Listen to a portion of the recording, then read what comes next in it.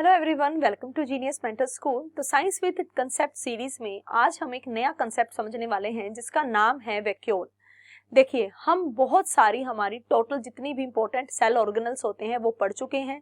उसी सीरीज में ही हम पढ़ रहे हैं आज वैक्यूल के बारे में, क्योंकि वैक्यूल भी हमारी सेल ऑर्गेनल है जो प्रोकैरियोट में नहीं सिर्फ यूकैरियोटिक सेल में मिलती है, क्योंकि ये भी है हमारी मेम्ब्रेन बाउंड ऑर्गेनल। ये भी किस में आती है? Membrane bound organelle. Membrane bound organelle क्या होती हैं? जिनके पास मेम्ब्रेन होती हैं, चाहे एक मेम्ब्रेन हो चाहे दो मेम्ब्रेन हो। तो हमारी वैक्यूल भी एक मेम्ब्रेन बाउंड ऑर्गेनल है। फिर सवाल आता है कि जो ये मेम्ब्रेन बाउंड ऑर्गेनल तो है, तो फिर इसके अंदर एक मेम्ब्रेन होती है कि दो मेम्ब्रेन होती है? तो ये वैक्यूल जो है सिंगल मेम्ब्रेन होती है। इसके पास कितनी मेम्ब्रेन होती है? सिंगल मेम्ब्रेन होती है वैक्यूल के पास। तो ये एक सेल दिया हुआ है पूरा, ठीक है, ये पूरा क्या है? सेल दिया हुआ है, जिसमें ये न्यूक्लियस है, ये एंडोप्लाज्मिक रेटिकुलम है, दिस इज माइटोकॉन्ड्रिया। यहां आपको सर्कल जो करके दिखा रखा है, एक तो ये रहा, दैट मीन्स ये अंदर स्ट्रक्चर, और एक ये रहा, ये और ये वैक्यूल है, ठीक है। तो वैक्यूल के बारे में आज हम पढ़ने वाले हैं। हम ऑलरेडी न्यूक्लियस के बारे में, एंडोप्लाज्मिक रेटिकुलम के बारे में, गोल्गी एपरेटस के बारे में, जो ये रहा बेटा गोल्गी एपरेटस के बारे में, माइटोकॉन्ड्रिया के बारे में, सबके बारे में हम ऑलरेडी डिस्कस कर चुके हैं। वैक्यूल के बारे में आज हम डिस्कस करने वाले हैं। यूकैरियोटिक सेल के अंदर single membrane bound organelle vacuole present होता है। जो वैक्यूल होता है वो प्लांट सेल में भी मिलता है, एनिमल सेल में भी मिलता है, लेकिन फिर भी दोनों में फर्क होता है जो हम आज अच्छे से समझेंगे, ठीक है। तो चलिए स्टार्ट करते हैं आज का topic, that is vacuoles. Vacuoles को हम, इसका मतलब क्या होता है? वैक्यूल का मतलब होता है एम्प्टी स्पेस। एम्प्टी बोले तो खाली, ठीक है, खाली स्पेस। उस खाली स्पेस में आप जो भी भरोगे वो ही उसका नाम हो जाएगा। जैसे फूड वैक्यूल क्या कहलाएगा? जिसमें फूड होगा। वैक्यूल जिसमें फूड हो, फूड वैक्यूल। वैक्यूल जिसमें एयर हो, एयर वैक्यूल। वैक्यूल जिसमें वेस्ट हो, वेस्ट वैक्यूल। यानी कि एक मेम्ब्रेन के साथ खाली जगह है अंदर, उसके अंदर जो भी फिलअप होगा उसी से ही उसका नाम हो जाएगा। अगर खाली वैक्यूल तो खाली ही है, उसमें वेस्ट डाल दोगे तो वेस्ट वैक्यूल हो जाएगा, फूड डाल दोगे तो फूड वैक्यूल हो जाएगा, एयर डाल दोगे तो एयर वैक्यूल, गैस वैक्यूल हो जाएगा, ठीक है। तो ये खाली स्पेस होता है। सबसे पहला फंक्शन तो इसका ये होता है कि बहुत सारी चीजों की स्टोरेज हम वैक्यूल के अंदर करते हैं। यानी कि आपको पता है कि प्लांट सेल में भी वैक्यूल होता है और एनिमल सेल में भी वैक्यूल होता है, लेकिन फिर भी दोनों में बहुत फर्क है। प्लांट सेल के पास भी वैक्यूल होता है, लेकिन वो एक सिंगल वैक्यूल होता है। प्लांट सेल के पास होता है बेटा सिंगल वैक्यूल, और वो परमानेंट होता है। क्या कहलाएगा? Permanent single vacuole. Plant cell के पास एक ही वैक्यूल होता है, बड़ा भी होता है, वो लार्ज भी होता है। समझ में आया? प्लांट सेल के पास एक ही वैक्यूल होगा, काफी ज्यादा बड़ा होगा, 80 to 90% वॉल्यूम होती है जो सेल की, वो ये वैक्यूल ही रख लेता है, मतलब ऑक्यूपाई कर लेता है अंदर। तो एक वैक्यूल वो भी काफी ज्यादा बड़ा और परमानेंट, ये तो होता है प्लांट सेल में। On the other hand animal cell की बात करें तो इसके अंदर स्मॉल होते हैं वैक्यूल्स, मैनी होते हैं, एक नहीं एक से ज्यादा होते हैं, स्मॉल होते हैं और टेम्परेरी होते हैं। क्या होते हैं बेटा? टेम्परेरी होते हैं, ठीक है। यहाँ एक है परमानेंट है और 90% वॉल्यूम अटेन कर रहा है, बड़ा होता है क्योंकि। लेकिन एनिमल सेल में छोटे छोटे होते हैं, बहुत सारे होते हैं, टेम्परेरी होते हैं, यानी कि काम करेंगे और नष्ट हो जाएंगे। ये डिफरेंस आपको समझना है vacuole between plant cell and animal cell, भी दोनों में फर्क क्या है। अब वैक्यूल का फंक्शन होता है चीजों की स्टोरेज करना, चीजों का डिस्पोजल करना।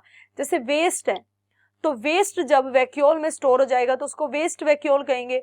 अब वैक्यूल उसको बॉडी से एलिमिनेट करता है। जैसे अमीबा में वेस्ट वैक्यूल बनने के बाद वेस्ट बॉडी से उसकी बाहर जाता है, ठीक है। तो इसका मेन फंक्शन क्या है, storage and disposal of various substances, अलग अलग सब्सटेंसेस का स्टोरेज करना, डिस्पोजल करना यानी कि फेंकना उस चीज को, ठीक है।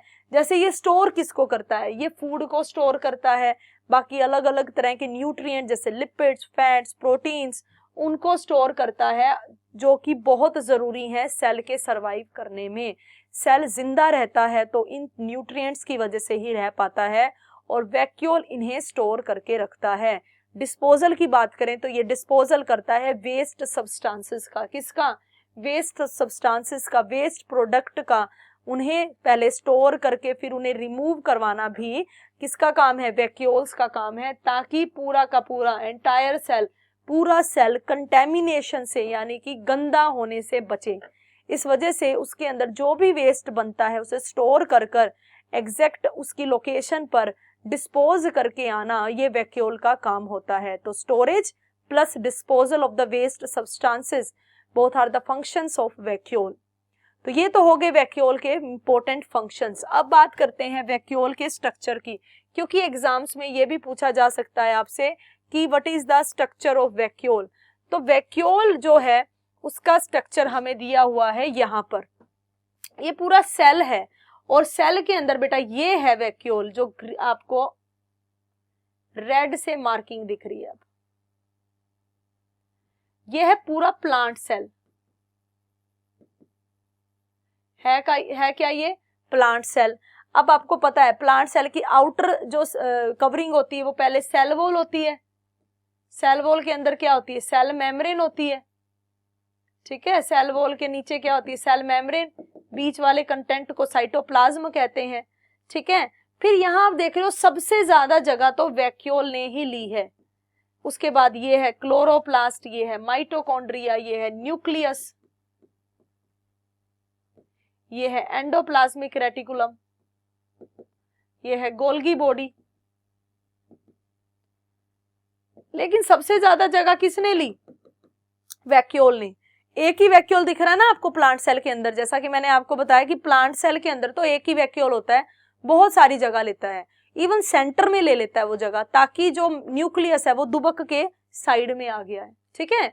एनिमल सेल में तो वैक्यूल इधर उधर होते हैं लेकिन न्यूक्लियस सेंटर में रहता है, लेकिन प्लांट सेल के अंदर न्यूक्लियस इधर उधर हो जाए लेकिन जो वैक्यूल है वो सेंटर में रहेगा, ठीक है। इसकी एक ही सिंगल मेम्ब्रेन होती है, because it is a single membrane bound organelle, और उसे बोला जाता है टोनोप्लास्ट। क्या बोला जाएगा, टोनोप्लास्ट। जो मेम्ब्रेन है वैक्यूल की उसे टोनोप्लास्ट बोला जाता है। ये जो मेम्ब्रेन है इसके अंदर फॉस्फोलिपिड से मिलकर बनी है, ये जैसे सेल मेम्ब्रेन होती है ना, फॉस्फोलिपिड से मिलकर बनती है, फॉस्फेट प्लस लिपिड यानी कि फॉस्फोलिपिड से इसकी मेम्ब्रेन बनती है, और इसकी मेम्ब्रेन के साथ एसोसिएटेड होते हैं कुछ खास प्रोटीन्स, ठीक है। तो मेम्ब्रेन के ऊपर लगे होते हैं कुछ खास प्रोटीन्स, जिसकी वजह से ये मॉलिक्यूल्स की ट्रांसपोर्टेशन करता है इधर से उधर, डिफरेंट मॉलिक्यूल्स की ट्रांसपोर्टेशन करना ये प्रोटीन्स पे डिपेंड करता है कि किस प्रकार के प्रोटीन इसके साथ लगे हुए हैं।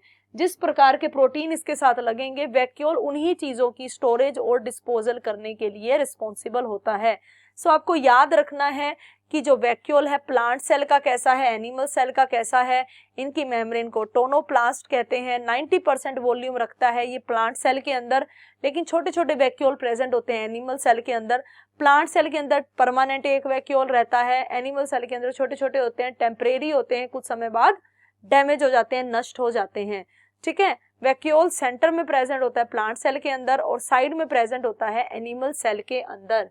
तो ये तो था स्ट्रक्चर इसका। अब इसकी बात करते हैं फंक्शन की। सबसे पहले स्टोरेज, जैसे कि फूड स्टोर करना, स्टोरेज पहला फंक्शन है इसे इसका, जैसे कि फूड को स्टोर करना, ठीक है। फिर है डिस्पोजल ऑफ वेस्ट, यानी कि वेस्ट को रिमूव करना, इसका दूसरा फंक्शन है। टर्गर प्रेशर मेंटेन करना, टर्गर प्रेशर होता है प्लांट सेल के अंदर जो कि अवॉइड करवाता है, to avoid bursting of plant cell, जिसकी वजह से प्लांट सेल ब्रस्ट नहीं होता, फटता नहीं है, उस प्रेशर को टर्गर प्रेशर कहते हैं। ये भी मेंटेन होता है वैक्यूल की वजह से। एंडोसाइटोसिस, यानी कि सेल के अंदर जो चीजें जाती हैं वो वैक्यूल की में मतलब वैक्यूल के थ्रू जाती हैं बाहर। एक्सोसाइटोसिस मतलब बाहर चीजें जाती हैं तो वो भी वैक्यूल की वजह से जाती हैं। तो ये हैं इंपॉर्टेंट फंक्शंस वैक्यूल के। आई होप आपको ये अच्छे से समझ में आए होंगे। इसी तरह से बेटा और भी इंटरेस्टिंग कंसेप्ट समझने के लिए आप हमारे साथ यूं ही बने रहें। Thank you so much.